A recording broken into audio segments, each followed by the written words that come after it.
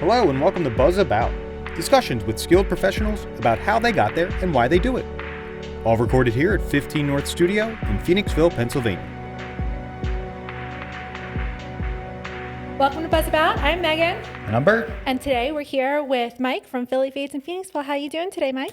Doing well. About yourself? I'm doing pretty good. Yeah. Welcome to our podcast. So today we're going to Thanks. talk about your business and all these really awesome side adventures you have going on. Yes. So tell us about Philly Fades. Philly Fades is a barbershop on the corner of Bridge and Main, and it's been a staple in Phoenixville for going on about 25 years. Oh my goodness. You've owned it for that amount of time? No, I have not. No? Okay. Yes, just 5 years. Okay. Yep. And did you take it over? You knew about the company there and you... So I bought the barbershop from my cousin.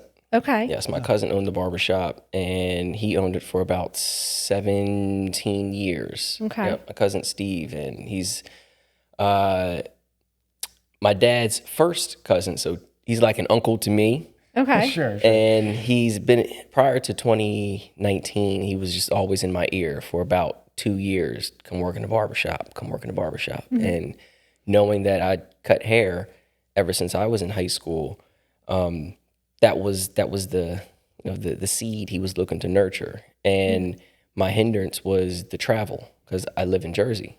I still live in Jersey. And the barbershop here in Phoenixville, that's about 60 miles away. That's quite the distance. But my dad is native to Norristown, and we moved up here to Sanatoga. So Okay. that drive from Sanatoga, Pennsylvania to Vineland, New Jersey is about 70 miles. And ever since, again, I had a license, I was driving back and forth. So I was familiar with the drive. It's just I guess I didn't have the drive internally Yeah. Sure. to then want to step into my own like entrepreneurial. It's a big commute. Yeah. And a big commitment. Yeah. Yeah. Yeah. It sounded like you've been cutting hair for a really long time. Did this start from your uncle cousin, or is this? No, it actually started because my dad was taking too long one day. No way. So he's not a barber himself. He's just a guy who's really good with his hands. So my dad's a do-it-yourselfer. And me at the age of 12, 13, he would cut my hair and was taking too long one day. So I went inside the house and did it myself. And I only messed up right where the swirl of my hair is, because I just didn't know anything at that time. And from there, it snowballed. So I cut the best friend across the street.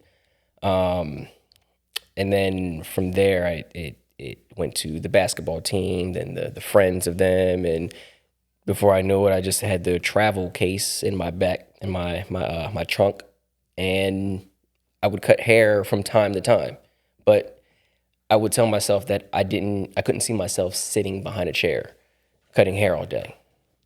Naively, though, I didn't have a barber come to me and say, hey, if you cut 2 people in 1 hour at just $25, that's $50 an hour at 16, 17, 18, 19. That alone, I feel like would have been enough motivation for me to continue on with the barber journey. But things happen at the time that they're supposed to happen. Yeah. I'm a firm believer in that. Yeah, because even Philly Fades itself is prime real estate in Phoenixville. How do you feel being a part of the community in Phoenixville? Oh, I love it. Yeah. Love it. That corner, man, it's where everything happens. It's where everything starts. The street closures that they have every Friday, every weekend, I should say. It started in 2020, and I thought it was a amazing integration to revitalizing Phoenixville and just that downtown strip. It brings out being there on the corner. Let's say starting my day at 6:30 on a Saturday, I see shifts of the community. You see the dog walkers, you see the joggers, you see the bikers, and then people coming out for breakfast. Sure. Your family time. Then it'll shift, and there's some people getting off of work. Now the sun's starting to come down. People are getting out of work. There's some knuckleheads, and open carry starts, and a lot of fun starts to happen now. But it's nice that that strip is occupied by every age bracket, every demo. It's really a nice addition to Phoenixville. The inside out part of Phoenixville is probably one of my favorite progressions of our town because I've been here for a very long time. But I don't think I've never been into Philly Feeds. I've always been intrigued by the business, and it always seems like the community just kind of gathers around there. Like it just. It's the center point of Yeah, it really is the Bridge Street, center right? point of Bridge I walked in one Street. day and just to drop off my business card to Mike, who I've met at the Chamber of Commerce meeting, and he walked in and pulled out the apron and goes, "Go ahead, sit down, my friend." And I was like, no. I'm not here for a haircut. I'm just in here to say hello." It's such an inviting, it's an inviting experience in Philly Fades. Like everybody in there, are they like employees of yours, or they own the chairs or rent the chairs? How do you? So they rent the chairs. They're independent Cool. contractors. Nice. That's So great. we offer the shop to be open 7 days a week, and there's different barbers that come in there and they manage their own schedules. That's Oh, awesome. that's fantastic. Yep. But it just lends to community experience. That's home base. That's headquarters of Sure. servicing the community. Then Absolutely, yeah. from there, kind of snowballed to I was just gonna say. community care cuts. Now servicing people outside of the community. I was a barber in high school. Let me rephrase. I cut hair in high school, but I wasn't a barber. Barber. Yet. You're a barber. If you're a barber, you know sanitation, you know different techniques. Oh, okay. I was just someone who knew how to cut hair 16 through, I would say, 25. And I learned along the way from trial and error, from going to the barbershop and then side-eyeing and seeing what they're doing. And by that time going online and learning. But then once I had the opportunity to buy a barbershop, now I was able to take the skills that I didn't know I nurtured, which was cutting hair outside of the barbershop, because remember, I kept everything in the trunk. Yeah. And now I'm inside the barbershop and I'm learning the flow, and I'm now licensed. So I see what goes on, but this is exactly what kept me back from becoming a barber. I don't want to stand in there all day. My back hurts. Like my knees hurt at 26. So man, 10 more years of this, I don't know if I can do that. So now I started to reach back into, I guess, where I naturally had comfort, which was being out and about and pulling up to someone who was really grateful that I showed up to cut their hair. Yeah. So inserting some maturity here, Community Care Cuts was birthed from wanting to service the people that can't get out to the barbershop. So the biggest demo we have here is our senior citizens. They're lucky if they can get out of the senior citizens are lucky if they can get out of the facility, period. Sure. Then they're even luckier if they have anyone come visit them other than their caretakers. Other than their family members. Yeah. Caretakers are like the only people that they see there. So to have that community engagement and have a barber or a stylist come there once a month, it gives them routine. And as a lot of these facilities that look to aid in our seniors, one of the things that helps in memory impeding diseases is adding routine. Yeah. So if you can give them routine while also giving them some empowerment of how they look and a decision, Yeah. you look better, you feel better. I was just going to say a haircut is highly underrated in how you feel about yourself. And for senior citizens, Yes. especially ones who may only have a select amount of people coming to visit them, or they're stuck in a facility, you start to slide into a dangerous thought process. So if you can find some like self-worth and like pride in yourself, it's more than just a haircut is where I'm going. Yes, definitely is. It's interesting you said, I just cut hair in high school and then I became a barber. And I equate that to, I'm a tattoo artist and I can do tattoos. Yeah. Do you feel like that learning curve to becoming a barber, like when along the way did you say to yourself, okay, I don't just cut hair, I'm a barber? I would say the learning curve never stops. Like even now, I've been a professional barber for 5 years, but there's multiple ways to skin a cat. So I can still side eye a barber that I just hired out of barber school, and I did an apprenticeship. So I got my hours in the barbershop, and then I went and took the test. I didn't have any formal schooling. So when I watched these recent graduates who you've only been cutting hair for a year, I'm able to learn and see how you do clipper over comb or how you hold the shears a certain way, and I'm still learning from them. But I may be able to do that haircut better than they can. I have my own way of doing it, and it may not be the formal way, but their way may be more efficient, effective. But I can eventually get there just from using my creativity and learning how to mold this haircut into the shape that I want. So the learning curve never ends, but there is definitely a difference from cutting hair and being a barber. And I think the biggest is really just sanitation. So there's a lot of people that are creative. They can draw, so you just put some clippers in their hand. It's a different way of using that eye, that artistic eye. So to have them attempt to cut hair, and they may be good at it, but you didn't put any astringent on them after. You didn't know to change your razors. I'd like to get, you had mentioned lending to the community and how the importance of the reach out and not standing and like being behind a chair the whole time. You have, you're part of a project called Buzz It Forward as well. And does that, could you explain that one to me? Like, that is reaching out to the community as well, right? In a way. Yeah. Yep. It's connecting the barber in the community with the youth of that community, with mentorship being the foundation for long term. So Buzz It Forward is a nonprofit that started in Miami about 10 years ago. And this is an organization that provides free haircuts. So the goal here is to connect the youth in that community with the barbers so they can instill whatever may possibly be missing, or just even some positive reinforcement. Just any way that the barber could aid either an ear. Sometimes kids just need someone to listen to them because the parents are either too busy or don't know how to give that emotional connection. Yeah.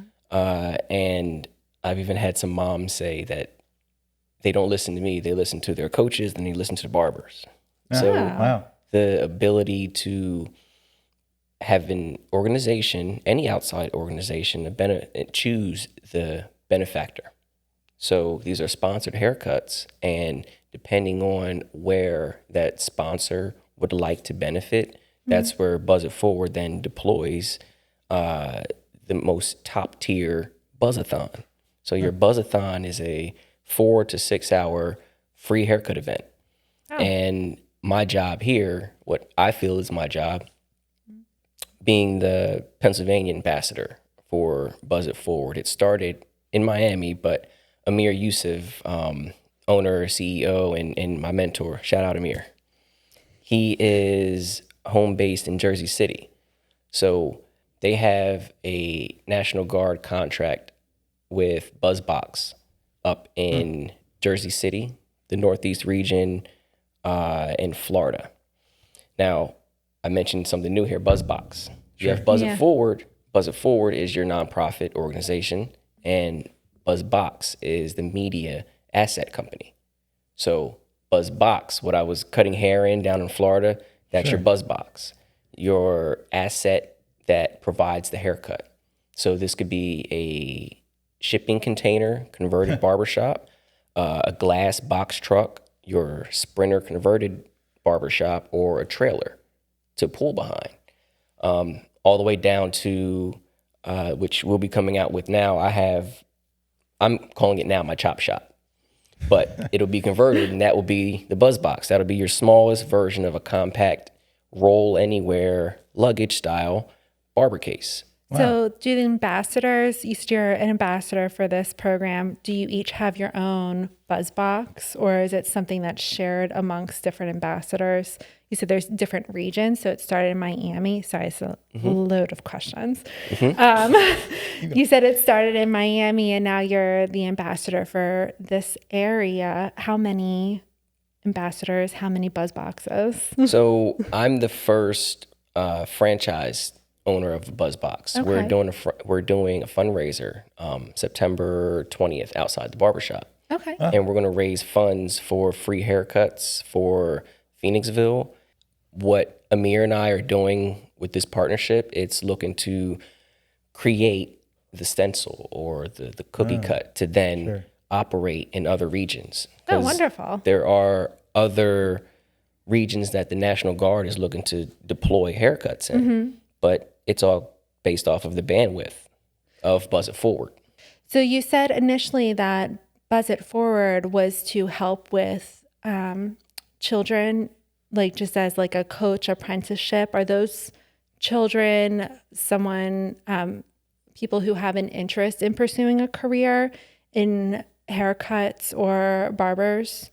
Or is it just an outreach program to just immerse children into different experiences?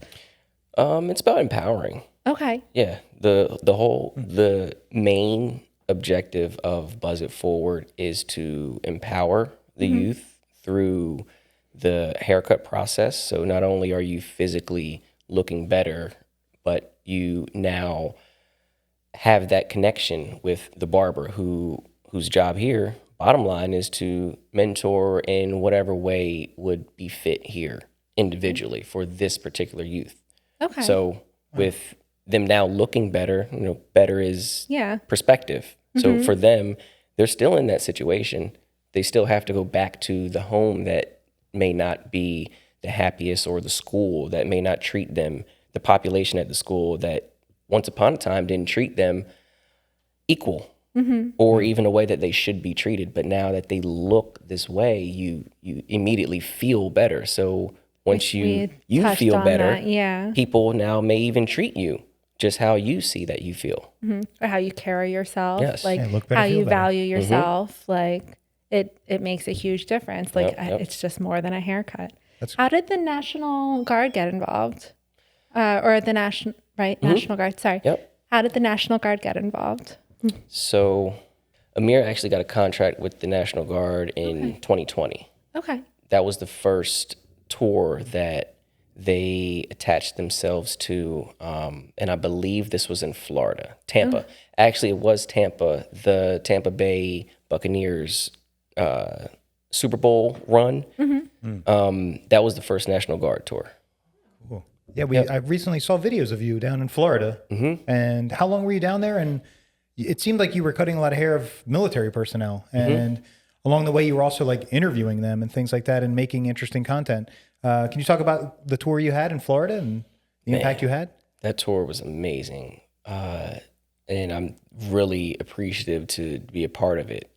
So the tour was a 16 event over the course of 30 days in Florida, from Orlando, Tampa, Jacksonville, Miami, and Fort Lauderdale. And we did over at least 120 to about 140 free haircuts. And these were colleges, some were high schools, 2 were locations of the National Guard. About 3 were job fairs. So it was a marketing campaign. So the National Guard has the contract with BuzzBox. So there's a National Guard logo on there, and we serve as the school entry vehicle for the National Guard that aids in the approach now. I remember when I was in high school, they stopped me at the lunch table, or one actually showed up at my house, like after school. sure. a recruiter. So that wasn't the most ingratiating way to go about recruiting a young teen. Sure. But if they're just offering free haircuts for not to sign up, Yeah. Yeah. if you want a free haircut, just listen to what we want to offer. Yeah. That's it. And we aid in bridging that gap now. We act as an icebreaker. That's a genius way to have like an icebreaker as well. Sure. Like, because you can always, I don't know, there's something about an experience of getting a haircut that just makes you have to be a special sort of communicator Yeah. to be a barber or a hair cutter. Like, you just end up kind of being this therapist for people. But it bridges the gap and opens a line of communication where you could explain a different perspective or a different way of life. And like, it's a great way for the National Guard to come in and say, hey, this is what we're about. Thanks for listening to who we are and what we do. Yeah, that's worth a lot more than just like a free T-shirt or like a Yeah. sticker Right, or a bumper right. sticker or something. Or like high school, you're just trying to, because I remember we would have recruitments in high school, or like someone coming to the door, you'd go to the fair and you're just like, I'm just trying to eat my cotton candy. I don't want to. Yeah. And it should be noted, did you travel in that box truck? Yes. That glass box truck? Yep. Yeah. So Yep. these haircuts that you did, 120 haircuts plus, all around Florida, were in a glass box truck. Yes. Is that odd? Like, is that weird? Oh, it's very odd. Yeah, okay. It's very outlandish. A lot of people Sure. don't see it. And Yeah. more brownie points to Amir. He had the first box truck like 15 years ago. Wow. He was very ahead of his time. Yeah. And to say that he's not a barber and has never cut hair, but owned a barbershop, and the most popular barbershop in Miami. Yeah. Ironically, it was called the Chop Shop. Hey. So look at the universe and how God just puts things like in your path, or in your path that it's not your time to know yet.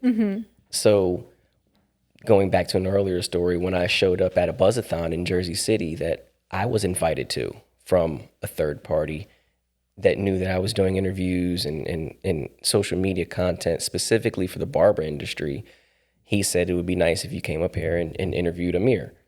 I interviewed Amir, and then now he's telling me this later. He says, like, what's this guy with the Chop Shop? Hold on. This can't be coming around to haunt me. Let me see what this guy's about. And he did the interview and then said that he loved it, but said, you showed me this box and we just did this amazing interview. And I'm saying to myself, does this guy sell barber cases or does he do interviews? Like, what's up? That was our first hour-long conversation the night after that same event. And it was a mentoring. Like, I noticed that you're really good at one thing. You should focus on that one thing, not forgetting the barber case, but put more attention on this, and it could be prosperous. And then from there was just a lot of synergy.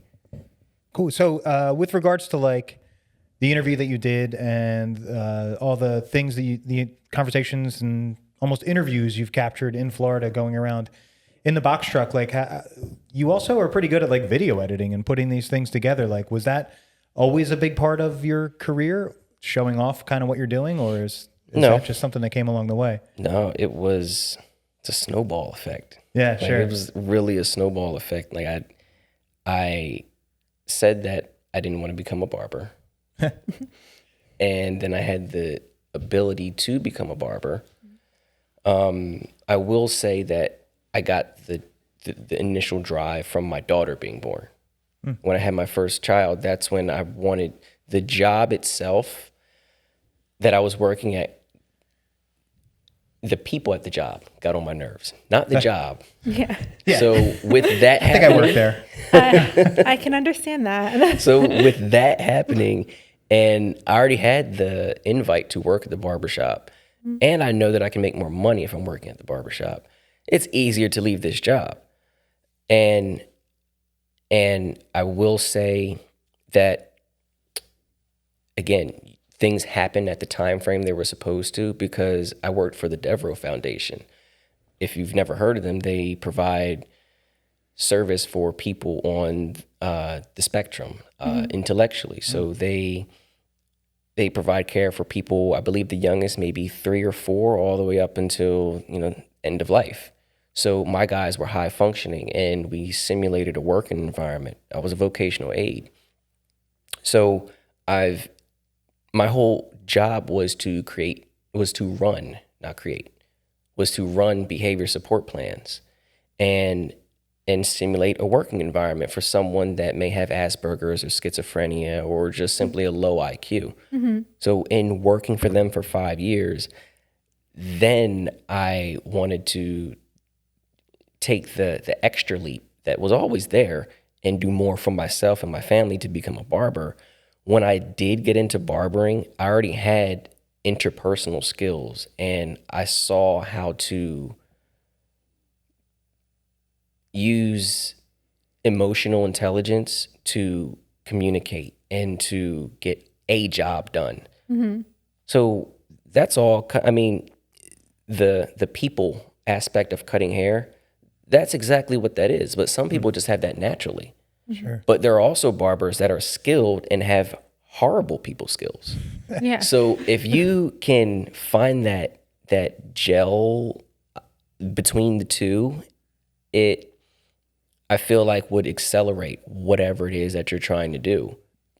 In cutting hair out of the barbershop, that's when I saw how I wanted to sell these barber cases that I created. And I created them just from solving a pain point for myself. So I never sought out to sell them, but barbers said they liked it. Yeah. So now, all right, if I want to sell it, maybe I have to get people to see it somehow. So I went to the Connecticut Barber Expo. That's the biggest international expo in the world. So if you want to show anything barber related, that's the place to take it. And I had a conversation with my mentor the day before, and he told me that I shouldn't take it up there and show anyone, because even though the patent was pending, but even though the patent was pending, I didn't have the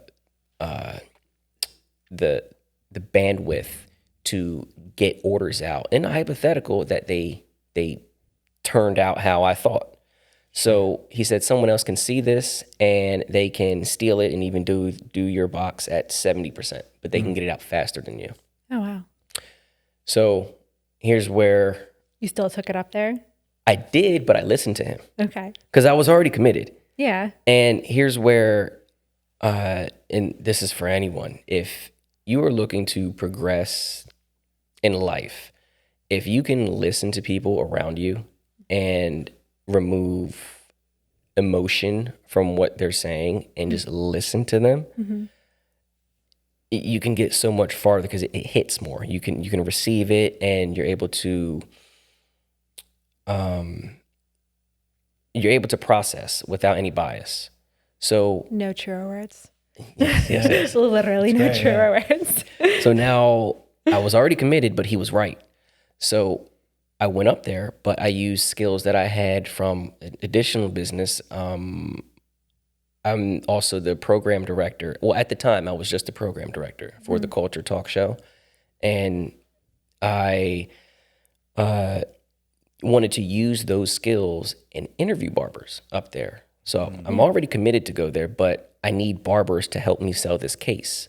How do I do that without just cold call, hey, come sell this case that you've never heard of? And Yeah. all right, well, what are you paying me? I don't want to do that. Yeah. But if I do an interview with you and have you talk about yourself and what you have going on, and then I put it out, that's something that you would want to connect with me over. And now I share my platform on your platform.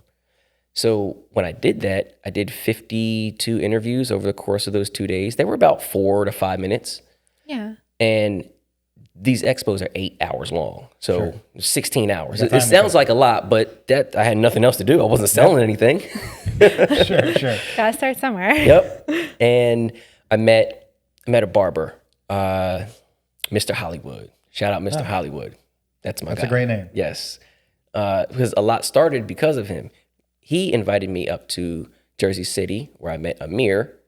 And then working with Amir, that's where I got the extra drive to focus on the media content of what I was doing. Yeah. And to get to your question, well, did this ever start? No, but if I went up there and now, hey, I have to do interviews. I need a camera. I need this. I need that. So I just called a friend. Hey, come up here, shoot my stuff. At that time, I knew nothing about videography work. She did all the microphones and everything, and then from there, I got my own.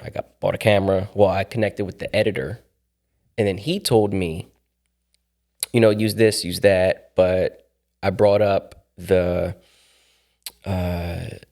Culture Talk Show, and our producer there, Keith Pelzer, he's got about 15 cameras, no exaggeration. 1, 2, 3, 4, 5, 6. Oh my gosh. 7, 8. He has 8 cameras. They're all over in the the studio. place. We got to upgrade here. Well, it's smaller. And this is just, he comes from a background of music. Oh, sure. And now he's getting into Start- videography. You got to start somewhere, Bert. Yes, Okay. yes. I think we're doing good. We'll I get think to we're 8 doing cameras Yes. eventually now. Sure. I don't think we need that. So, sorry. I asked him, Yeah. what should I get? He said, get this Sony, blah, blah, blah. Got the Sony. Love it. Still use it. And then over time, my editor told me about this Pocket Pro. And then from there, I saw how I don't know anything about videography at this time, but I'm looking to keep funds in-house. I'm still paying out of pocket just to be in the room to network with these barbers at the, I'm getting a vending booth, but I'm not vending anything. Yeah. Sure. So sure. I can't pay for a videographer also. Yeah. So it snowballed. I learned. Gotcha. Learn Right and ask place, questions. right time. Yes. And so you mentioned, learning in your own home in high school. And you mentioned people who went to barber school and, you learned watching them almost as they were showing everything that they learned. Somebody getting into this, where should they start as a barber? Like, I understand just cut some hair, I guess. But Get like, a mentor.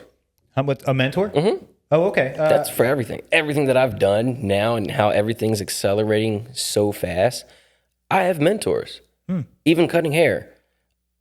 When I have Alejandro Ortiz, my guy, goes by Chax the barber. He's my barber mentor. He was cutting hair ever since high school, but he was a barber. He went to cosmetology when we went to Votech.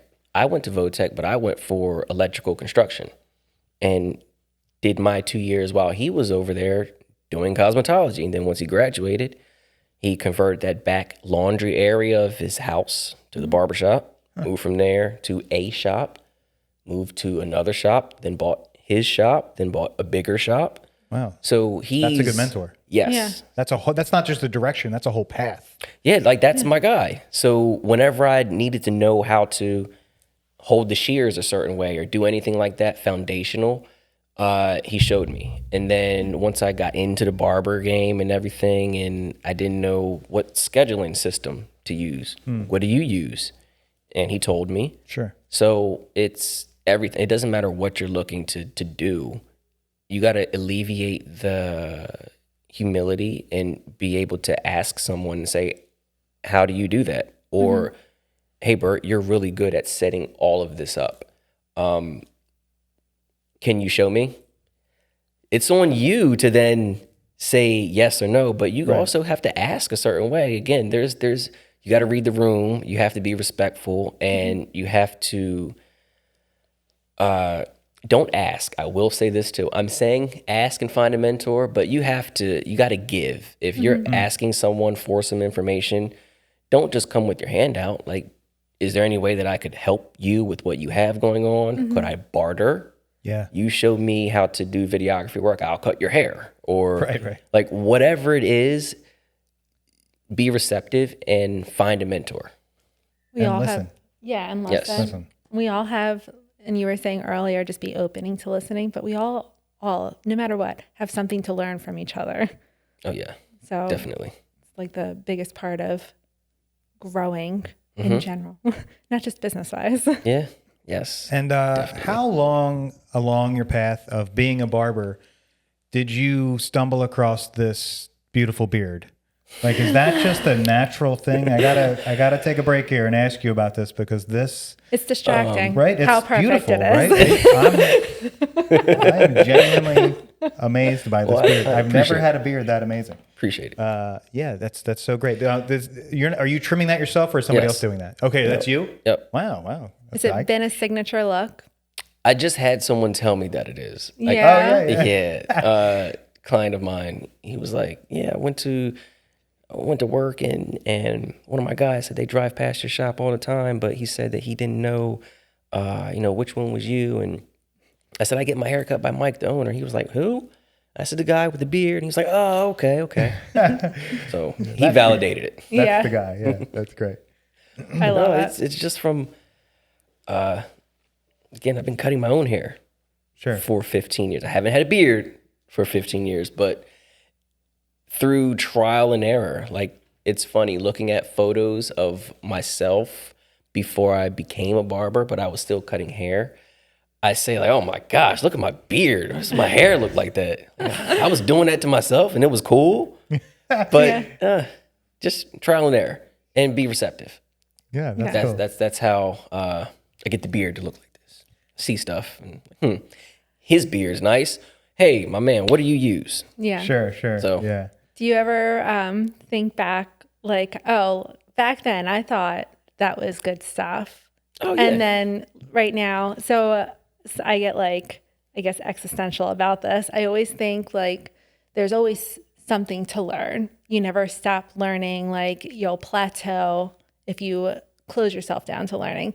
So I'm always wondering like, oh, well, I think we're good now, but like, what am I going to be in 10 years? Like 10 years ago, I was like, I'm doing good. And I look back at my work from 10 years ago, I'm like, no. And then now you feel pretty confident in what you're doing. You're like, I got more to do. And 10 years from now, we'll hopefully look back at ourselves sitting here right now and be like, you had more to learn.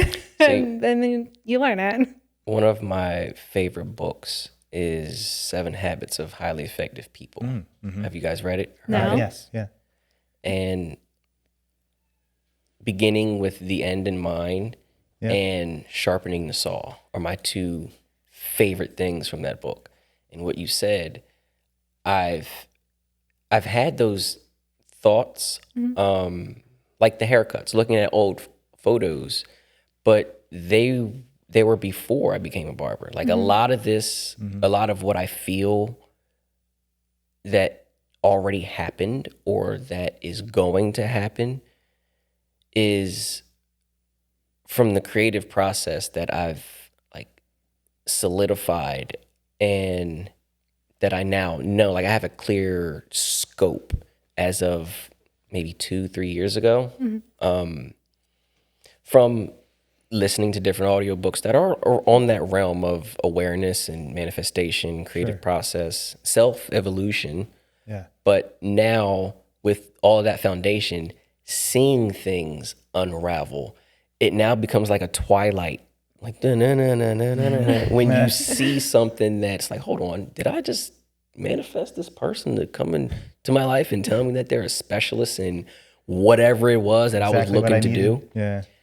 And it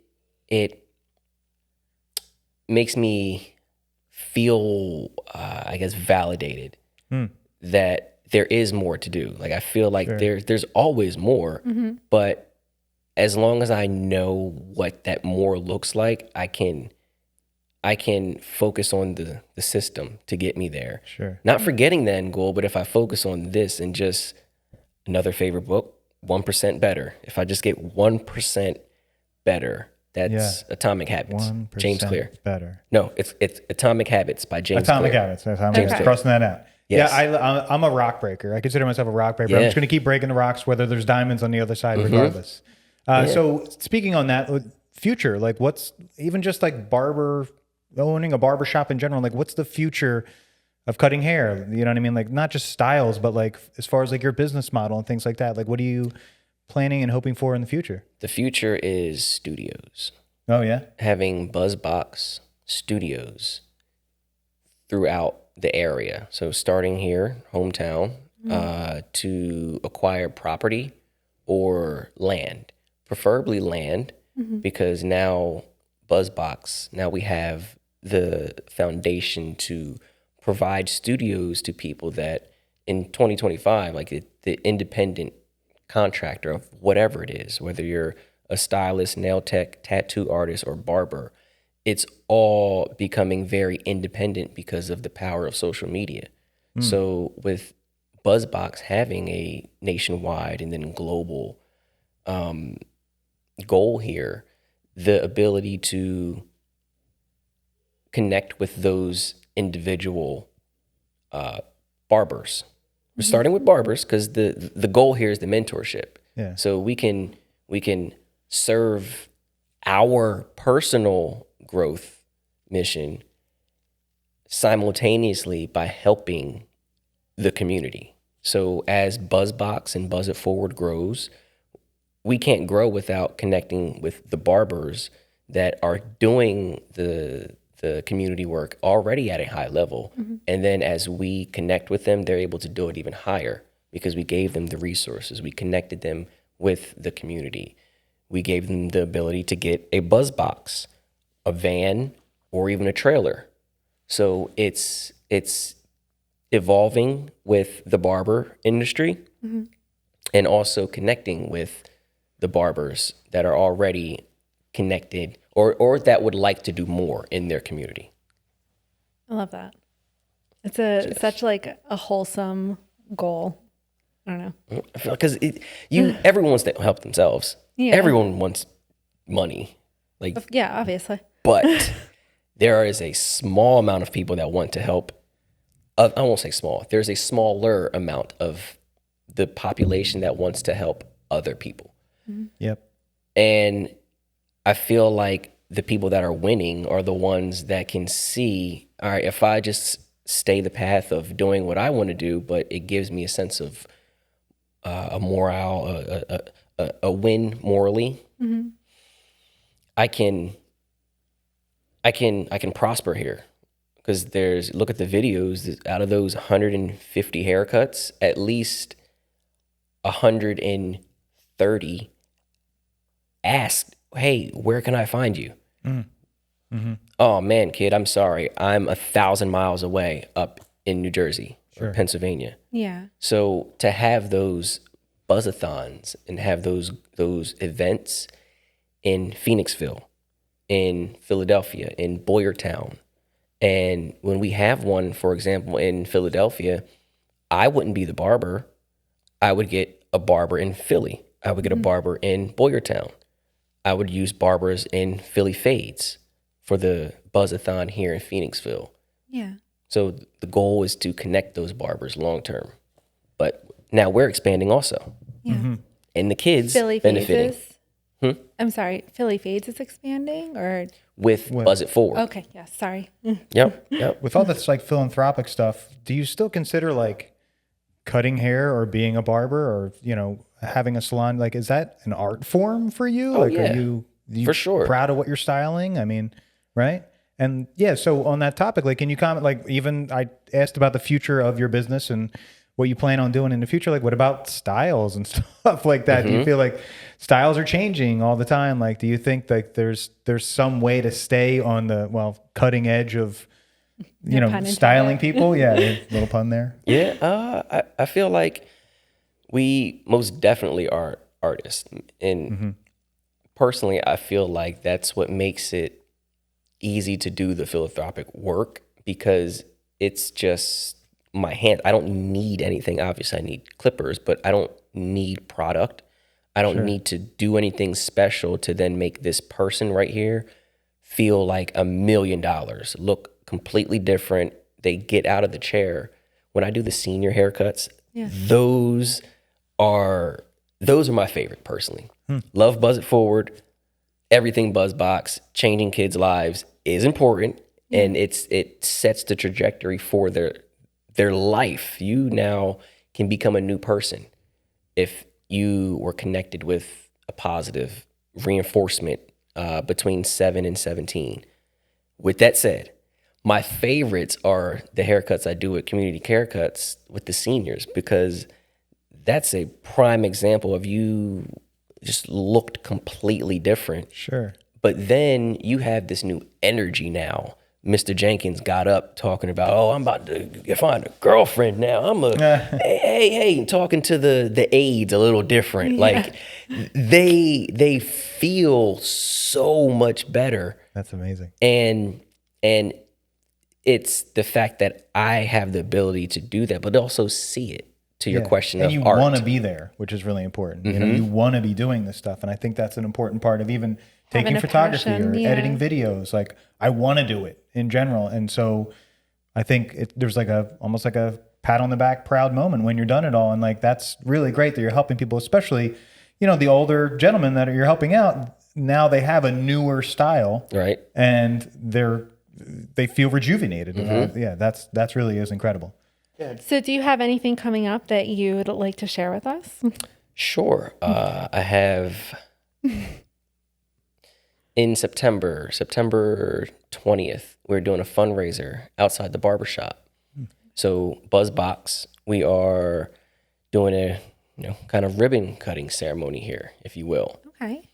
So we are bringing the first Buzzbox to Phoenixville, and my two benefactors here will be Orion Community and Good Samaritan.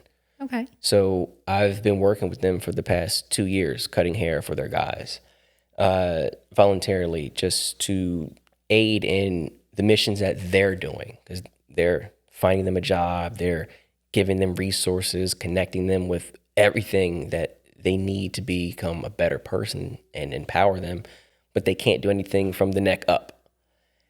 So I felt as though I was in the barbershop, I felt as though Philly Fades was a very easy plug and play here that could aid in what their mission is. And now when Buzz It Forward comes into the fold and Buzz Box, we have the ability to provide them free haircuts for their kids. Yeah. So this fundraiser, the whole goal is to raise haircuts. The whole goal of the fundraiser is to raise money for free haircuts for the communities around Phoenixville. Okay. So not specifically and only for Good Sam and Orion Community, but that's who I'm targeting. So there can be an outside organization that says, hey, I want to give $5,000 for the Boys and Girls Club for haircuts for the year. Cool. Yes, please. Yes, and I'll pull up in the van that you donated towards and do $5,000 worth of haircuts over the course of the year. That's so exciting. Yep. And right in Phoenixville, right? Yep, right outside. Sweet. Right outside the barbershop. We'll do it in the middle of the street. Okay. Oh, that's cool. Yep, it's Saturday, so we'll still So the streets have will that be street open closure. still? Yeah. Yes. That's yes. great. Cool. Mike, thanks again for coming by. Of course.